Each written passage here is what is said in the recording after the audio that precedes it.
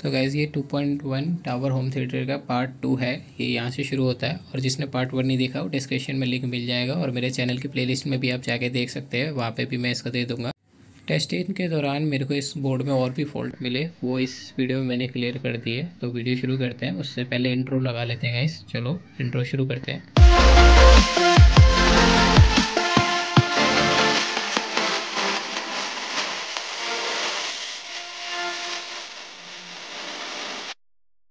तो मैंने वीडियो को थोड़ा फास्ट फॉरवर्ड कर दिया ताकि थोड़ा समय बच सके, वीडियो बनने तो लेंथ बहुत लंबी हो जाएगी फिर से इसकी।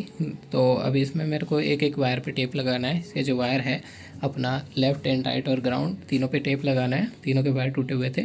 और गाइस मैंने यूट्यूब पे देखा आप लोग 80-90% लोग जो है वीडियो देख के चले जाते हैं, सब्सक्राइब नहीं करते हैं। गाइस सब्सक्राइब कर ले करो, ये फ्री होता है। दूसरी बात जो है, आप ऐसा कोई भी कंटेंट मिस नहीं करेंगे, इसके लिए नोटिफिकेशन बेल आइकन जो है ऑल पे सेट कर दे, तो आपको कोई भी जो मेरी वीडियोस आएंगी वो मिस नहीं होंगी। ठीक है गाइस, लाइक कर देंगे, इससे मोटिवेशन मिलता है। तो चलिए टॉपिक पे आते हैं। मैं इसके सारे टेप लगाने के बाद इसका जो है, मैंने बताया था आपको पिछली वीडियो में कि लेफ़्ट वायर है, जो लेफ़्ट साइड है इसका कनेक्टर लगा हुआ है, जो इसकी सैटेलाइट आईसी होती है उसकी 4th नंबर पिन पे लगेगा। और जिसने नहीं देखी मैं डिस्क्रिप्शन में फर्स्ट पार्ट का लिंक दे दूँगा, आप वहाँ से देख सकते हैं। ठीक है गाइस, तो ये मैंने बना लिया। अभी मैं इसको खींच रहा हूँ वायर को ताकि ये लग सके, क्योंकि टेप लगाने के बाद आगे पीछे हो जाता है ना वायर थोड़ा, तो वो एडजस्टमेंट करने के लिए मैं कर रहा हूँ। ये देख सकते हैं इधर लगा। ये आउटपुट आईसी के 4th नंबर पिन पे लगा होगा, ये जहाँ सैटेलाइट स्पीकर लगते हैं वहाँ पे लगेगा ये। ठीक है, दो अपने बेस वाले थे। ये आरसी कनेक्शन के वायर्स हैं, इसको भी मैं आपको करके दिखाऊँगा। तो मैंने इसमें जो नोटिस करा था, अब देखा होगा कि पिछली वीडियो में मैंने सारे कनेक्शन कर लिए थे। सब कुछ करने के बाद इसको मैंने चालू करा था, तो मैंने नोटिस करा इसकी बेस आईसी तो ख़राब है ही, साथ में इसकी सैटेलाइट आईसी भी ख़राब है। तो ये सैटेलाइट आईसी भी मेरे को चेंज करनी होगी। तो जिसने पिछली वीडियो देख ली है वो देख सकता है। इसमें मैंने बताया था कि आईसी कैसे रिप्लेस करते हैं। अगर वो वीडियो नहीं देख रहे तो मैं इसमें भी आपको एक बार दिखा दूँगा कि आईसी इसमें कैसे रिमूव करते हैं। ठीक है, तो आप वो फर्स्ट पार्ट भी जाके देख सकते हैं, क्योंकि उसमें और भी वायर के कनेक्शन मैंने बताए हैं। इसमें तो मैंने डायरेक्ट कर दिए, उसमें आपको मैंने बताया है। ठीक है, तो मैं आपके आईसी निकालने का तरीका एक बार और फिर बता देता हूँ। इसमें वैसे मैं वो सोल्डिंग आयरन वाला मेथड यूज़ करूँगा। तो पहले तो इसके स्क्रू खोल लेंगे ताकि आईसी हम खींच सकें। दूसरी आईसी के भी स्क्रू खोल देंगे। देख सकते हैं मैं दोनों आईसी के स्क्रू खोल रहा हूँ। इसके बाद इनको साइड में रख लेंगे, घूमे नहीं ताकि। इसके बाद आपको करना कुछ नहीं है, आईसी को थोड़ा सा आगे को खींचना है ताकि उसका जो हीट सिंक और आईसी के बीच में स्पेस बन जाए। जैसे कि मैं आपको दिखा रहा हूँ, थोड़ा सा खींचना है इसको।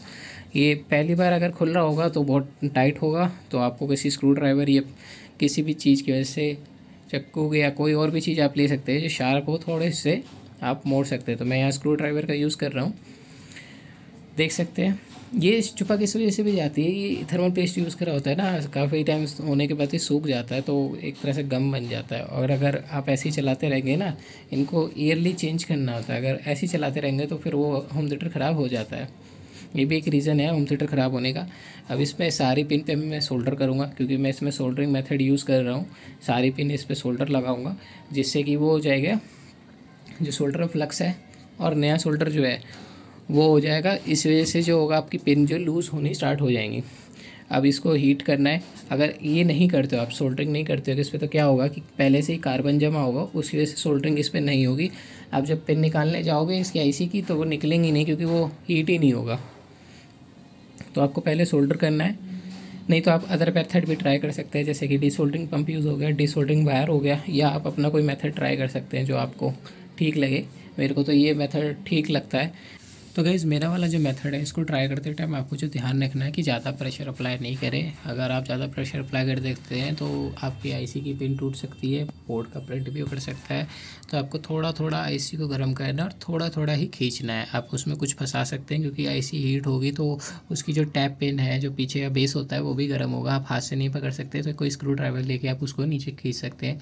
एक आईसी के अंदर आपने देखा है कि यहाँ स्क्रू कसने का होल होता है, उसी में आपको स्क्रू ड्राइवर फंसा लेना है, या आप किसी प्लास की वजह से भी खींच सकते हैं हल्का हल्का। मैं कह रहा हूँ प्लास यूज़ नहीं करें, क्योंकि वो ज़्यादा प्रेशर लगा देगा और आपको पता भी नहीं लगेगा, टूट जाएगा। तो मैं आपको इसकी देख सकते हैं टेस्ट लगा के निकालने का तरीका मैं आपको दिखा रहा हूँ। टेस्टर को ऐसे फंसा लेना है।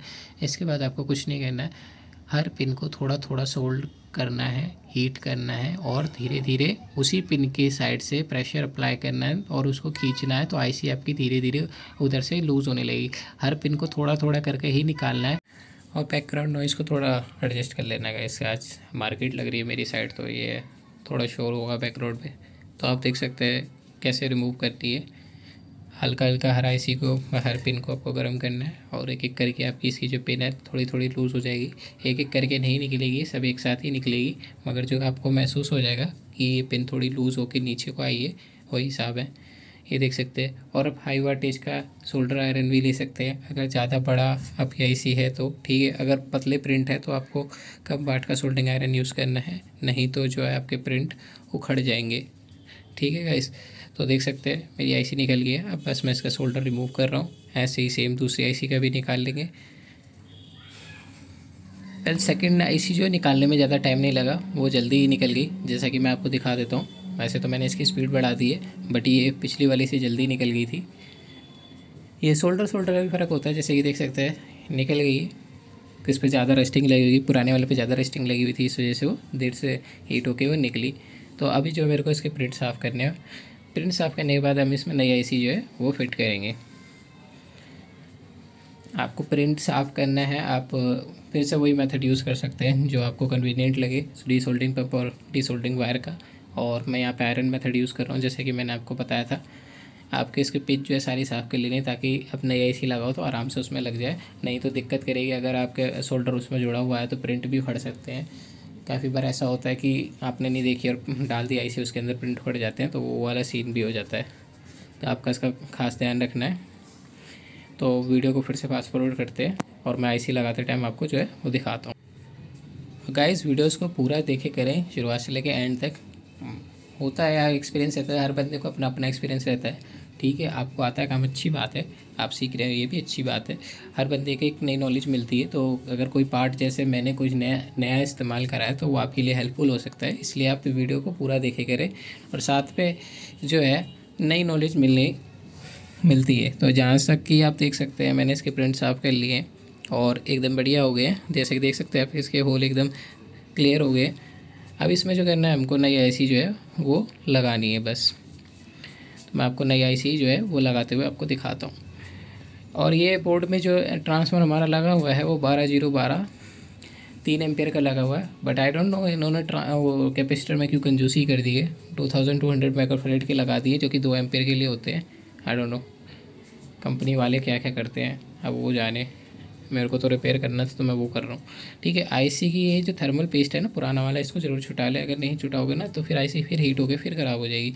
आप कहेंगे थर्मल पेस्ट जो होता है वो ठंडा रखने के लिए होता है, मैंने माना कपलिंग अच्छी करता है, बट ये एक टाइम के बाद ख़राब हो जाता है, एक्सपायर होते हैं। हर चीज़ की एक्सपायरी डेट होती है, वही हिसाब है, इसका भी ख़राब हो गया है।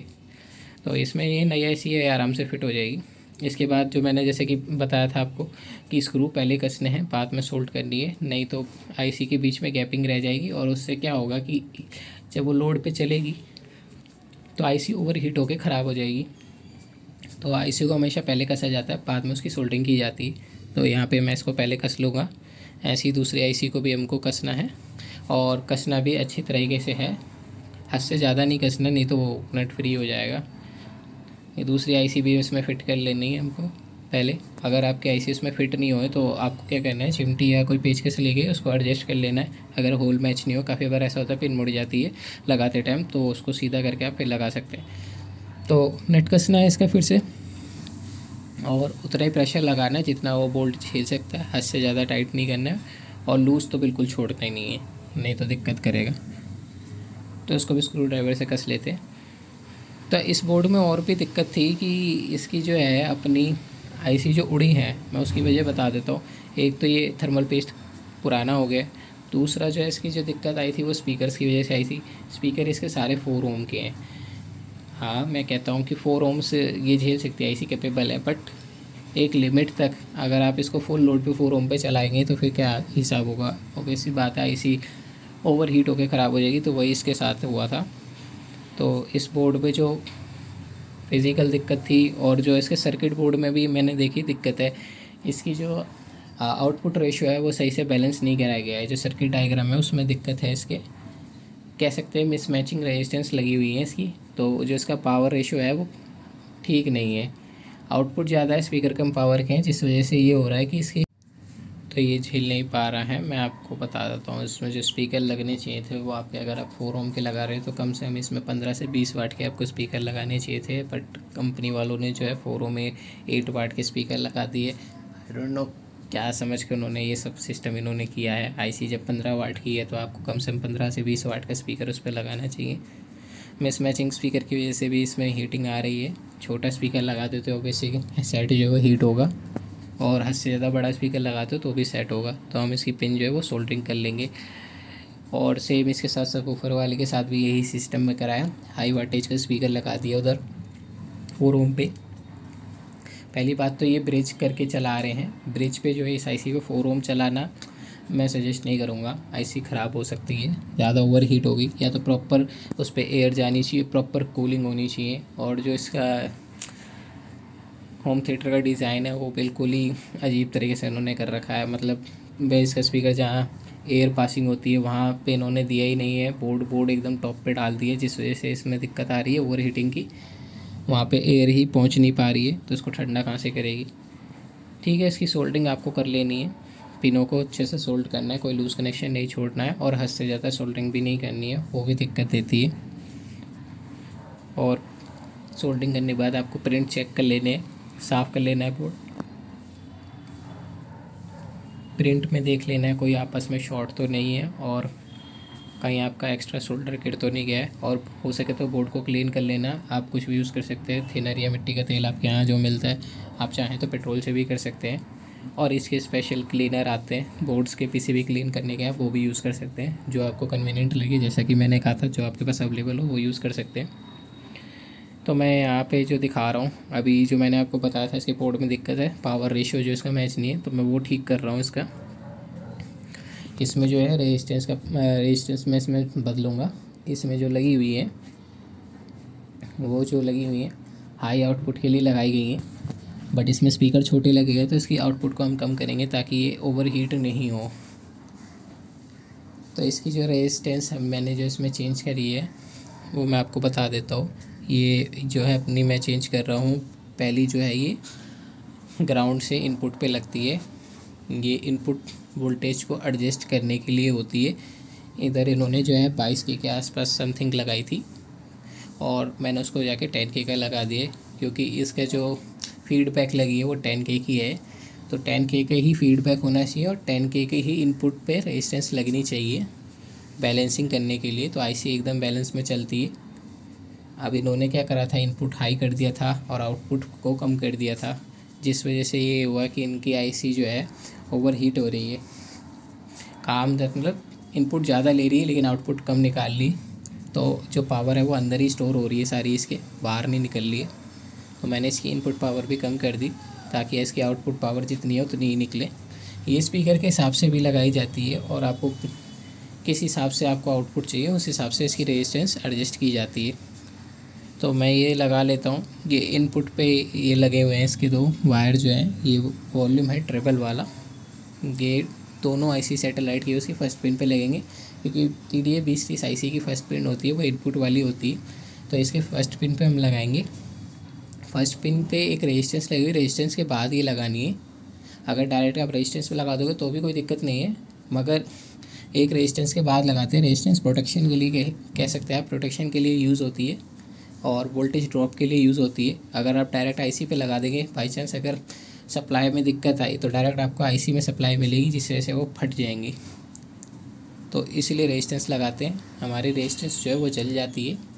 अगर आपकी इनपुट में आ गई तो रेजिस्टेंस जल जाएंगी, बोर्ड आपका बच जाएगा। बाकी आईसी ख़राब होने के चांस होते हैं, अगर कंपनी की आईसी है तो बच जाएगी, लेकिन लोकल आईसी है तो वो ख़राब हो जाएगी। बट मोस्ट ऑफ केस में जो होता है वो आईसी ख़राब हो ही जाती है, तो रिप्लेस करनी होती, नहीं तो फटी फटी आवाज़ आने लगती है, ये होता है। तो मैं इसके कनेक्शन मैंने पिछली वीडियो में दिखा दिए थे। तो भाई जिसने नहीं देखे कनेक्शन वो जाके इसके फर्स्ट पार्ट में आप देख सकते हैं, मैं डिस्क्रिप्शन में लिंक दे दूँगा, वहाँ से आप देख सकते हैं। और आई बटन में भी देने की कोशिश करूँगा, और साथ में आपको एक प्लेलिस्ट बना दूँगा 2.1 होम थिएटर के नाम से, आप वहाँ जाके मेरे चैनल में आपके जाके देख सकते हैं। ठीक है, तो इसके कनेक्शन आपको उस वीडियो में मिल जाएंगे। मैं बाकी चीज़ें आपको उसमें बता देता हूँ कि जो है पहले मैं अपना कैमरा एडजस्ट कर लूँ ताकि आपको इसमें बोर्ड को ढंग से देख सकें। तो ये वायर इसके टोटली जुड़ चुके हैं, आरसी कनेक्शन के रह गए हैं। आरसी सॉकेट जो होता है इनपुट के लिए, उसके भी मैं बताऊँगा। पहले जो है मैं इसके एलईडी के वायर जोड़ लेंगे। इसमें रेड वायर जो है वो पॉजिटिव का है और ब्लैक वायर नेगेटिव का है। तो पॉजिटिव वायर जो आपको देना है वो 5वीं नंबर पिन पे देना है। यहाँ पे इस पर 5वीं नंबर पिन पे इसकी सप्लाई जो आती है पॉजिटिव सप्लाई आती है, 17-18 वोल्ट बनती है 12 वोल्ट से। और ग्राउंड आपको ये जो नेगेटिव वायर है ये ग्राउंड पे देना है, माइनस सप्लाई पे मत दे देना क्योंकि एलईडी ख़राब हो जाएंगी। तो आपको इसमें सिर्फ 12 वोल्ट से लेके 18 वोल्ट के आसपास देना है एलईडी में। और एलईडी में रेजिस्टेंस लगी होनी चाहिए ताकि ये चल सके। अगर आप उसमें ज़्यादा लगा दोगे, जैसे माइनस में लगा दोगे समझ के कि ये ब्लैक वायर है तो माइनस में ले गया, तो हाई वोल्टेज की वजह से आपकी एलईडी ख़राब हो जाएंगी, जल जाएंगी। तो अभी इसके आरसी कनेक्शन के मेरे वायर रह गए हैं, तो मैं आपको आरसी कनेक्शन के बता देता हूँ। मैंने इसके फ्रंट पैनल पे जाके चेक करा, पता नहीं क्यों लेकिन इनका रेड वायर जो दिया हुआ है इन्होंने वो ग्राउंड दिया हुआ है। होना तो ब्लैक वायर चाहिए था या ग्रीन वायर चाहिए था, बट इन्होंने रेड कलर का दिया, तो रेड कलर का ये सेट भाई क्या कहें इसके, तो भाई अलग ही किस्से कहानियाँ है भाई। वहाँ वायर कुछ दे रहे हैं, यहाँ वायर कुछ दे रहे हैं। तो चलिए गाइस, पहले इसके रेड वायर जो है और बाकी के 2 वायर और है लेफ़्ट और राइट के, उसको छील देंगे। फिर इस पर हम इससे सोल्डर करेंगे। सोल्डर करने के बाद इसके आरसी कनेक्शन के मैं आपको कनेक्शन बताता हूँ। जैसे कि मैंने बताया था रेड वायर जो है आपका ग्राउंड है, और ये पर्पल कलर का वायर है ये आपका राइट चैनल है, और एक वायर और है इसमें ब्राउन कलर का हल्का सा, वो आपका लेफ़्ट चैनल हो गया। पर्पल वाला राइट है आपका और ब्राउन वाला लेफ़्ट चैनल है, ठीक है। तो और कोई कनेक्शन के बारे में आपको पूछना है तो डिस्क्रिप्शन में खाली है, ठीक है। डिस्क्रिप्शन बॉक्स आपके लिए ओपन है, आप वहाँ जाके नीचे कमेंट कर सकते हैं। और मैंने एसएमडी कंपोनेंट्स के बारे में भी आपको बताया था कि एसएमडी कंपोनेंट्स वाला होम थिएटर भी आपको मैं रिपेयर करना बताऊंगा। उसका भी कनेक्शन वीडियो जल्दी आएगी, कैसे कनेक्शन करने, और वो भी उसका बोर्ड भी मैं आपको रिपेयर करना बताऊँगा कि कहाँ पर कौन सी रेजिस्टेंस होती है और वो कैसे देख सकते हैं आप, ठीक है। और उसकी जगह कोई और सी कैसे लगा सकते हैं।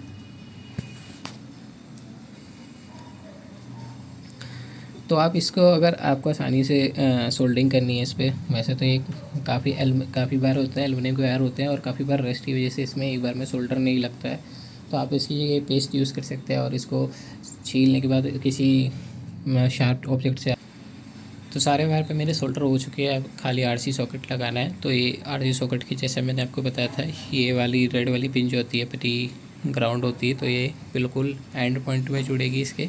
और जो 2 पिन बच रही है अपनी लेफ़्ट और राइट, वो आपकी साइड में जुड़ जाएगी। सॉरी गाइस, थोड़ा कैमरा एंगल साइड में था जब मैं वीडियो बना रहा था। मैं आपको एक बार वैसे दिखा दूंगा जब इसमें फिक्स करूँगा ना, तो कैसे इसमें मैंने सोल्डिंग की थी, आपको वो दिखा दूँगा।